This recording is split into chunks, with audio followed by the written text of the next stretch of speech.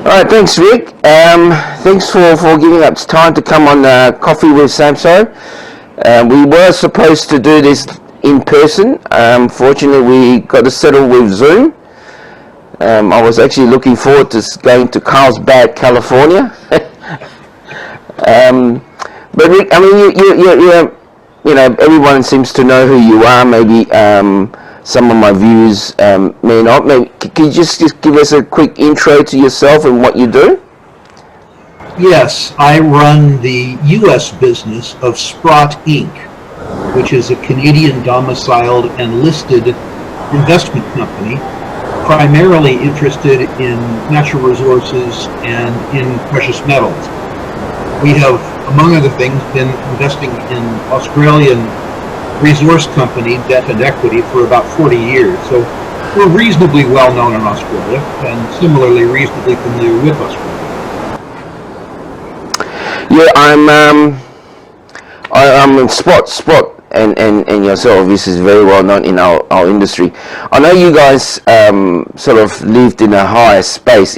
Correct me if I'm wrong, but a lot of the guys in the small cap would see your name on the register every now and then.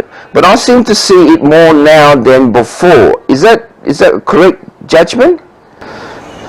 I think it really depends.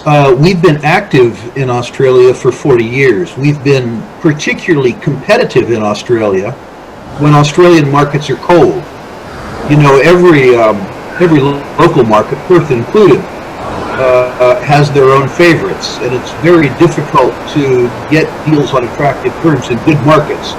So we've been more active in Australia in bad markets. Very recently, because of our firm's participation and our founders' participation in names like Kirkland Lake and Novo, we've become better known in Australia. But the truth is that we've been active there for decades. I know I've noticed you've gone into some of these, call them juniors or whatever. I guess every small cap is a junior. Things like Kairos and if I'm not mistaken, you even were in one of the Canadian small caps, LithoQuest. Is that, I mean, you guys are sort of in the gold, precious metals space. I was very surprised to see you go into diamonds. Is that a move, or is that a strategy? We aren't frequently involved in the diamond business, but we'll go into the diamond business with people like Lucas Lundin, who we have a long history with. You'll remember, if you're old enough, I don't know if you are, there was quite a diamond boom in Canada years ago with the discovery of Hitachi and Diavik. And one of those two, Diavik, treated us extremely well. So we aren't predisposed against diamonds. It's just that they're so hellishly hard to find. We seldom take the exploration risk associated with diamonds. We're much more comfortable with geology, like, as an example, Archean or Proterozoic gold geology in Western Australia. Yeah, unfortunately, I am old enough to remember all that. I'm a diamond tragic as well. I sort of, that's my favorite commodity in some ways. But going back to the market, I mean, I've been sort of been watching some of your interviews in terms of where the market is. You know, this amazing correction. I don't think I've seen it in my lifetime. I am 51, so it's been a while.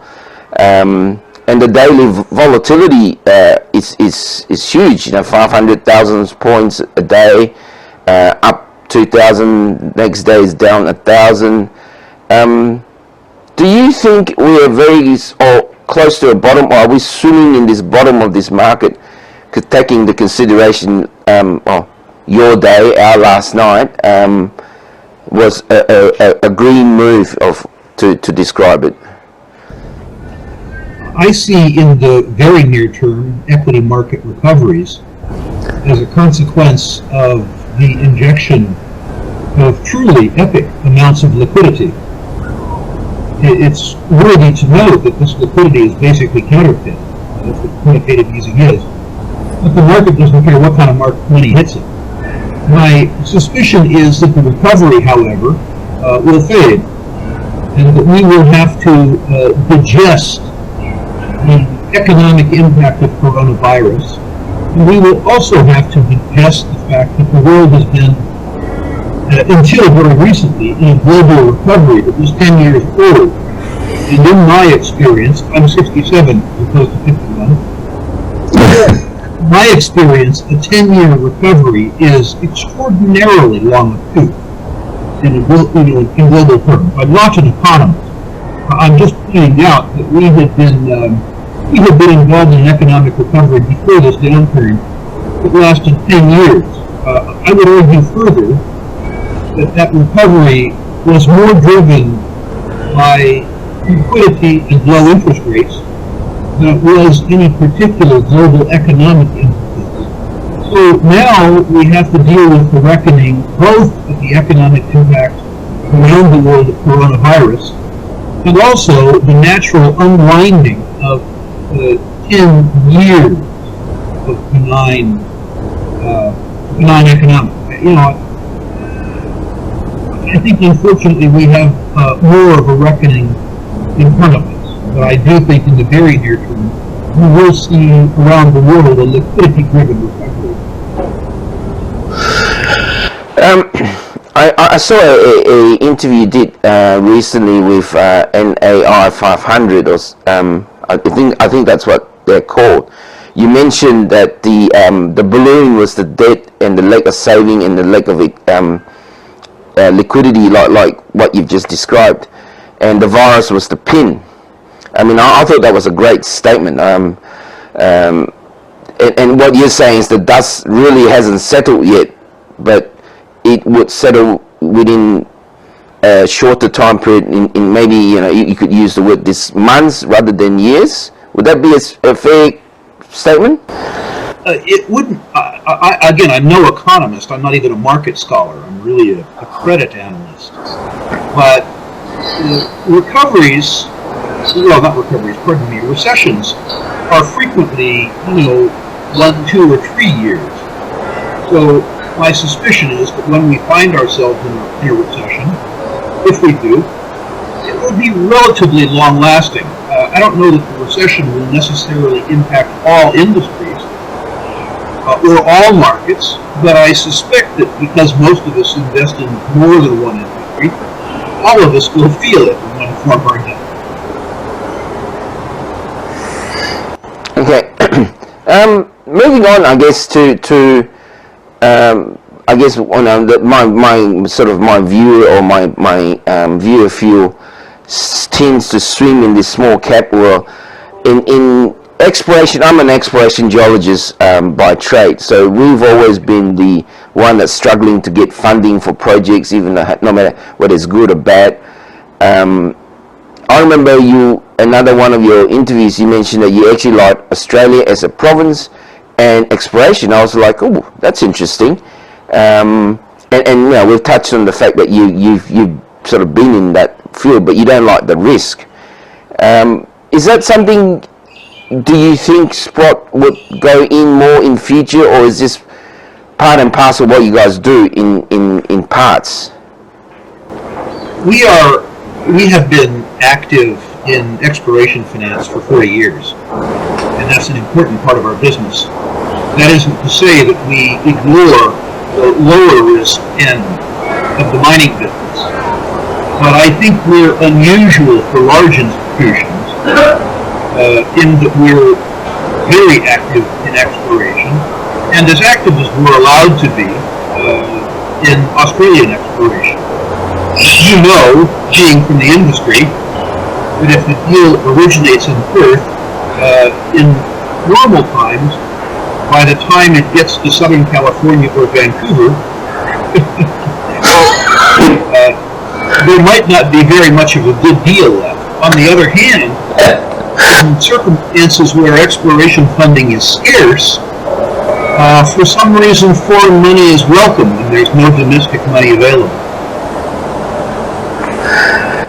Yeah, I mean, I listed the company in 2010, I don't think we've seen big influx of, in my opinion, of easy funding since probably 99, since they are big, when gold price went from 420 to 240 or something like that. I don't think it's foreign investment funds or money. It's always been very welcome. Domestic has been fairly dry. So I was keen to see the class of investment firms like Sprott. Would there come a time where they go down to the the really risky stuff? And I like your comment about when it starts in Perth, by the time it gets to Southern California, the deal's sort of very fat by then. I just had a conversation with someone who said by the time it goes to Melbourne, the deal's already fat. So is that something that going future, that because there's a lack of brownfield type projects, that people like yourself would extend it out and maybe go into the more greenfields kind of project? We absolutely will go greenfields. It's really a question of who the people are and what the terms are. You need to remember, and as an exploration geologist, you're not going to like the rest of this conversation, but when I was in university, I was taught that about 1 in 3,000 mineralized anomalies became an economic mineral deposit. So the normal opportunity that's put up is that you have a 1 in 3,000 chance of a 10 to 1 return. That makes your lottery look like a pretty good deal.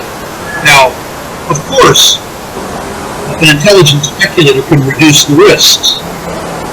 One thing that can happen, and this is something many investors do, is wait until the third dimension is established. In other words, wait until there's a big drill hole before they pile it. Another thing you can do is, if you're an institutional investor, invest alongside as early as possible with teams that have a serial track record of success in exploration. The third technique, and by the way, I try to combine all three whenever possible. The third technique, and the one that I seem to be alone in favoring, is to conduct most of your exploration investment through prospect generators. People who use their intellectual capital to develop exploration theses, peg the ground, and then farm out the heavy spend in exploration to third parties.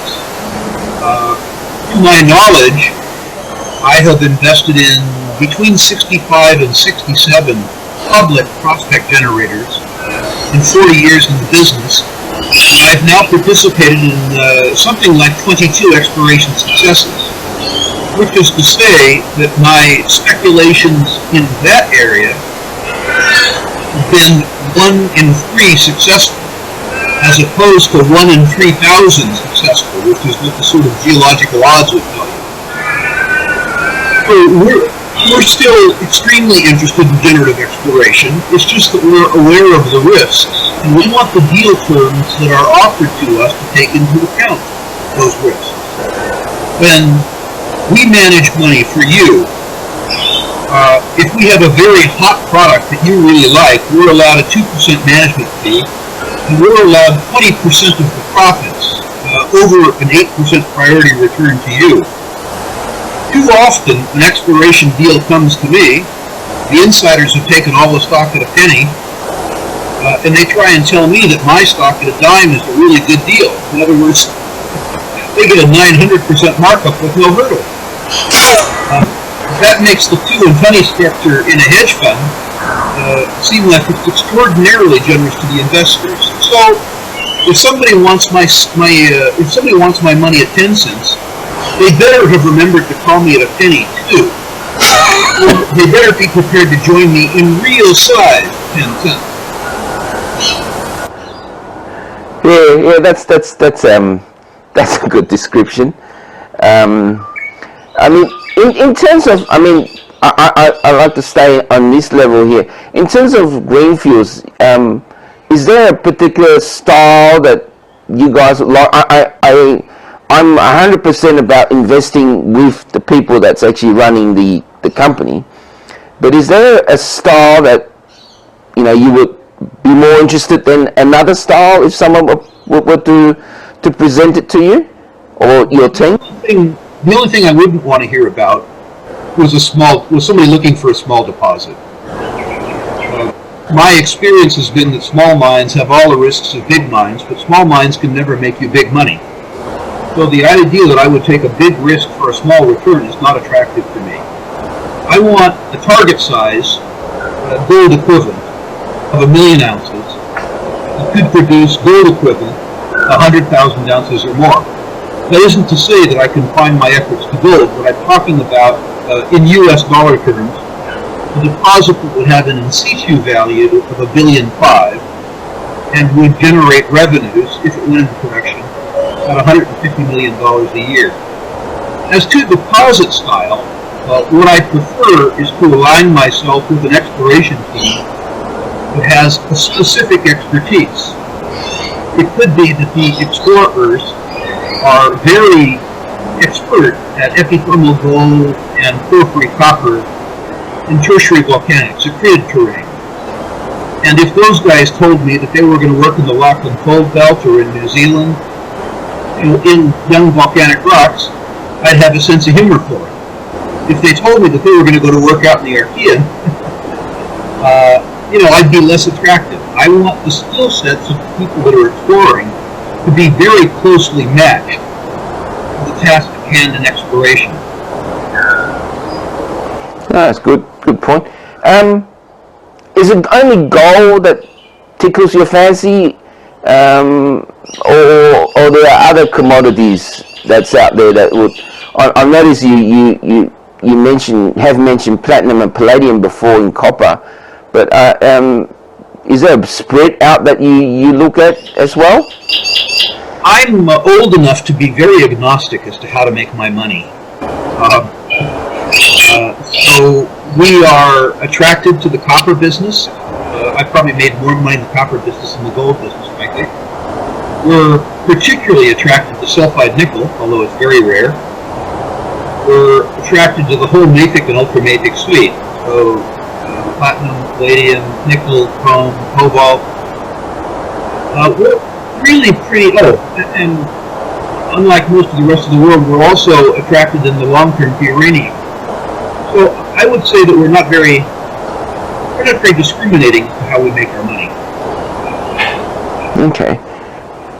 I'm interested to get your views on uranium. I know you mentioned it before, and some of the ways you've sort of explained it. It's intriguing because we don't. I mean, most of the investors at this level just goes, this is going to go for 2 cents to 10 cents or those kind of things, but they don't really have that long view. I always tell people the only people that seem to have that long view are the Chinese, 20, 30 year view. I'm very interested to if you could share your view on uranium, because it's a strange commodity. Well, I need to start off by saying that this cycle I was 3 years early, and at a reasonable discount. 3 years isn't early; it's wrong. But I'm still attracted to the commodity. I'm attracted to it simply because of the arithmetic.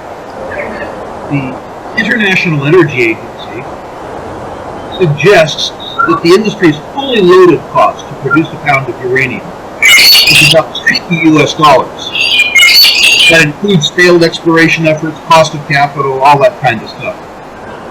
So the industry makes the stuff for $60 and they sell it for $25. Lose $35 a pound, almost 100 million times a year. And of course, being miners, we try and make it up on volume.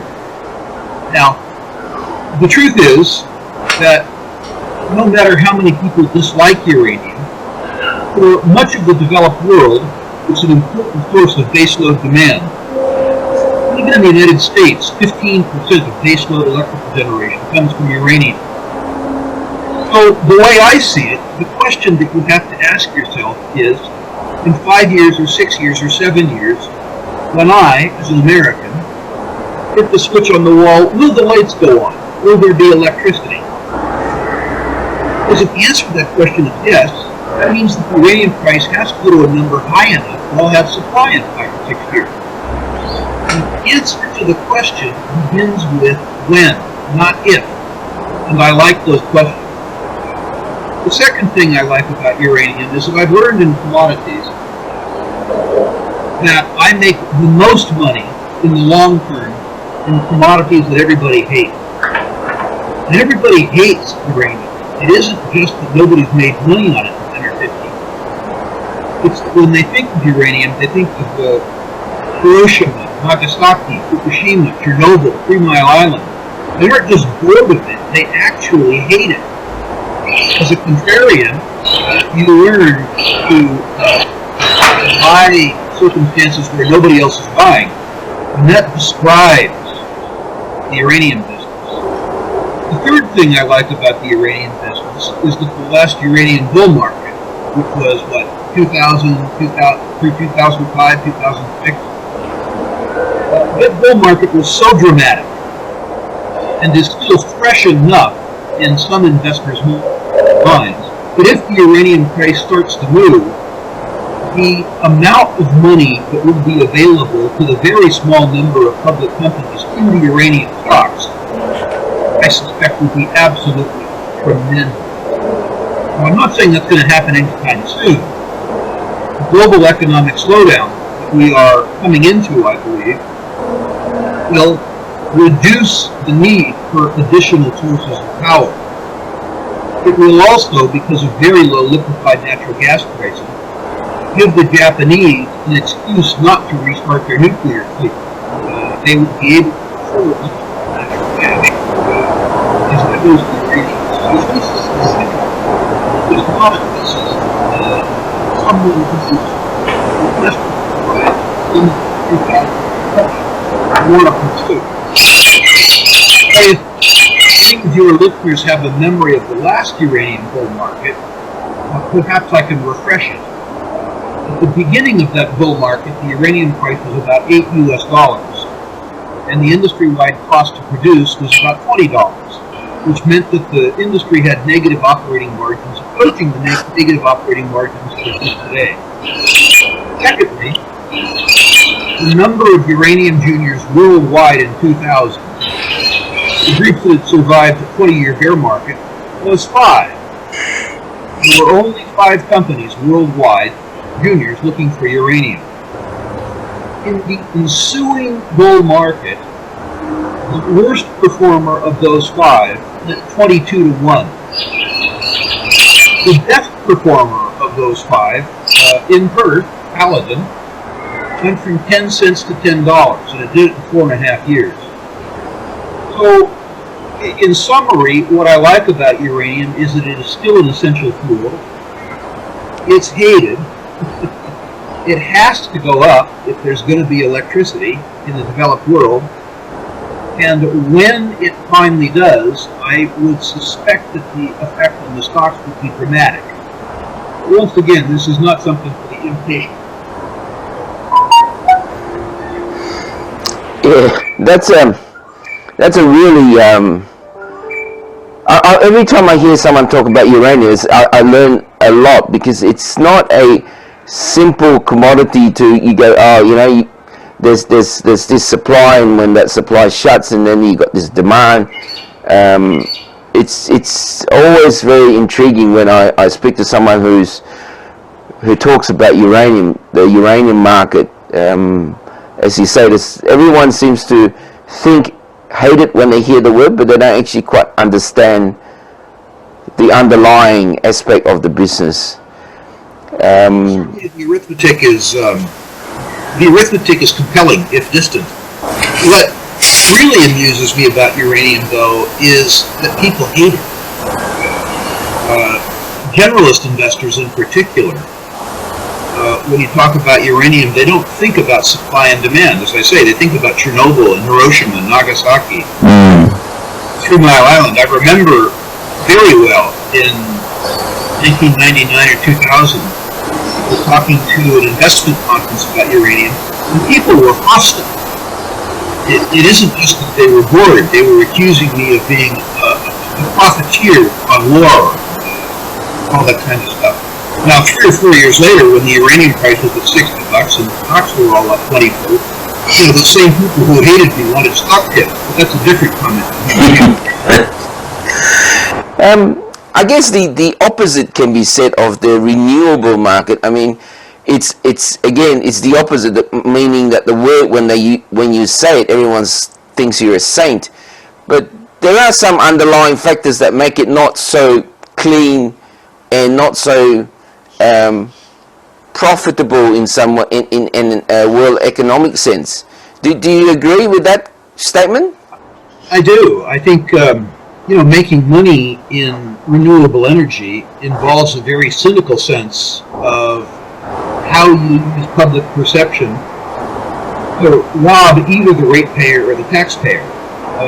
Without rate subsidies or tax subsidies, most renewable power doesn't work. I'm not saying that all renewable power doesn't work, but the basis of renewable power investment today is a guaranteed PPA and some form of subsidized financing. So understanding the nature of the engineering is probably less important than understanding the nature of the financial engineering. Renewable energy, in particular solar, probably will make more and more economic sense as the costs come down, and importantly is distributed storage, that is batteries, and the grid gets better. But at present, despite all the hoopla about solar, it has one huge difficulty. It's night. It just isn't 24/7 power without very efficient batteries to back it up, unlike nuclear, which is 24/7 and cheap.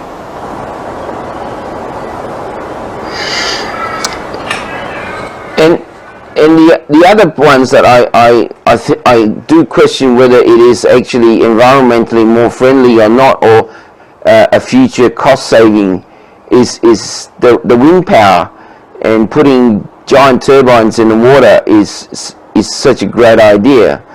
And there's already talk about what are you going to do with these giant turbines when they've passed their working life. That's sort of a questionable thing in that sense, I guess. I know less about that, so I'm afraid you're above my pay grade.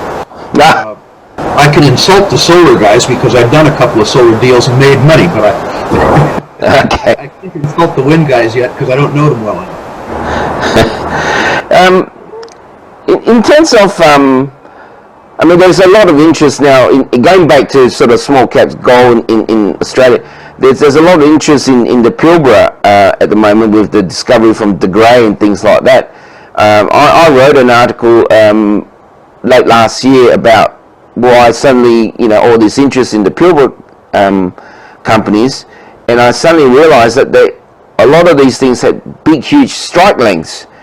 And I spoke to a company called Calidus, and they mentioned that they got 2 kilometres long of strike. Is that something that's you guys are in your minds, or you're just going to let it play out? Because as you mentioned, some of these things can go either way. You're sort of not quite sure. Well, I will admit that the geophysical signature at De Grey and the drill hole stimulated every level of greed I had. So I'm a shareholder, I have to admit.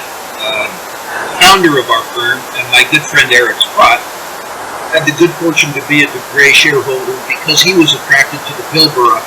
He was attracted to their land on a map before they put a drill hole in. So good work, Eric. I don't need to tell Australians about the mineral endowments in the Pilbara. It's a world-scale mineralized endowment. I think we're just coming around to begin to understand the nature of the gold deposits. De Grey, I think, has given the rest of the world sort of a wake-up call. tells us that if you have a circumstance where the rock preparations mineral endowment in Pilbara could make it, I'm not saying it will, and I'm not talking about the Waterstrand idea with regards to Pilbara, I'm talking about more conventional style of building, but it has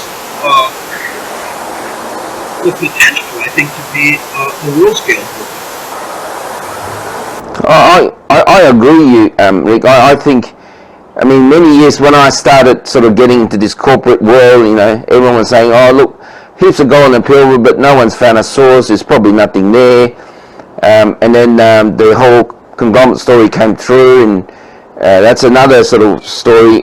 And then, but when I did look at the Pilbara in terms of who's got what, that there's I think that there was an iron ore boom, and it's still an iron ore area. I think the next one could be this gold rush. It's just a case of getting the infrastructure in terms of geological thinking and modeling up there, because many companies are coming out with different models, and this could be the golden mile of the Pilbara. That's my take on that.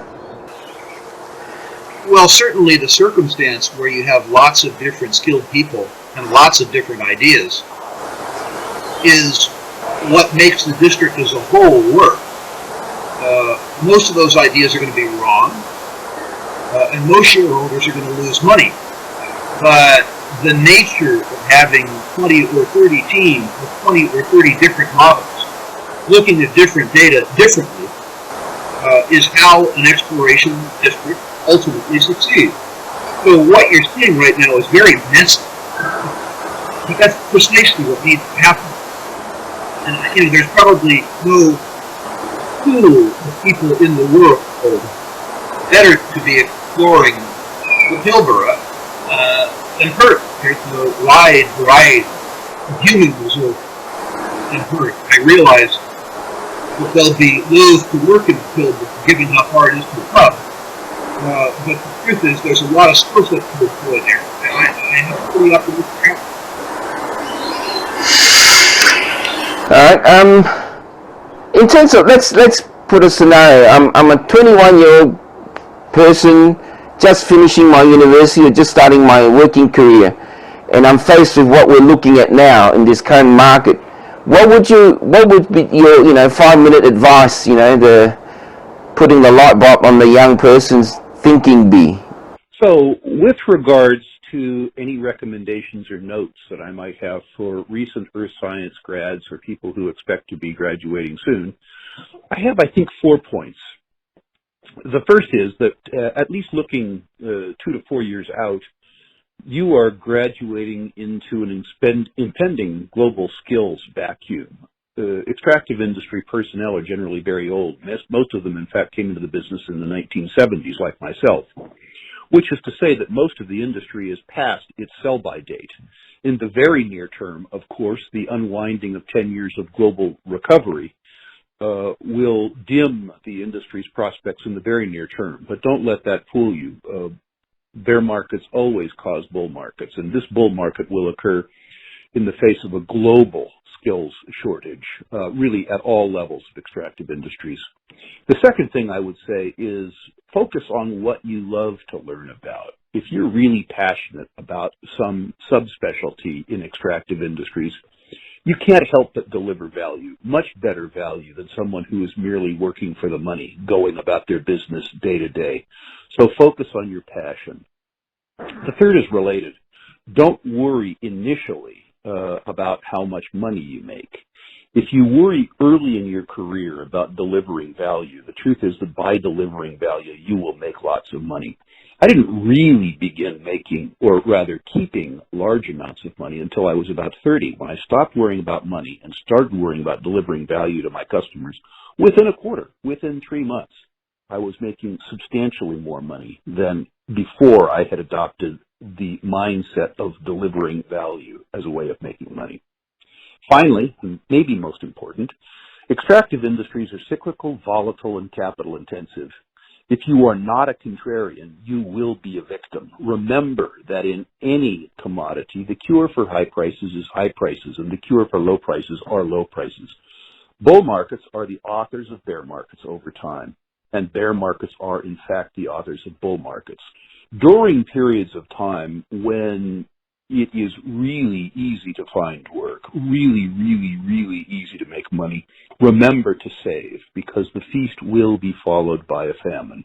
Remember, too, in your investing, invest in what is out of favor and begin to take profits when the profits have come too easily. You are literally coming into your career at the best point in time that could occur since the early 1970s. At age 67, I have many, many reasons to envy you, but this is probably the most important. And also remember to have fun. I've always said, if I want advice, I need someone to give me advice that's got a bit of grey hair.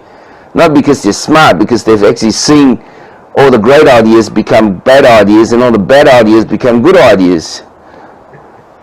Funny you mentioned gray hair. I'd love to have some gray hair, any color hair.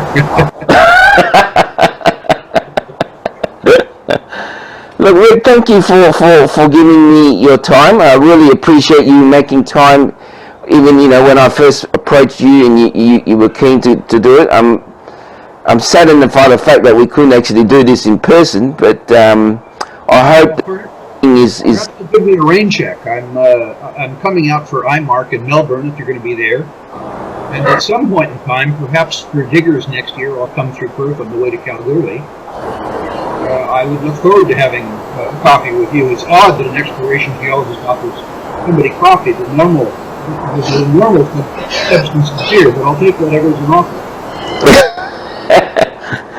All right. Again, really appreciate you giving me time. I'm just hoping the recording goes well, and it's you can never tell how these things go on these kind of internet things. Well, I hope so too. If something goes wrong, we'll try again. Okay. All right. Thanks, Rick. Pleasure. Thank you.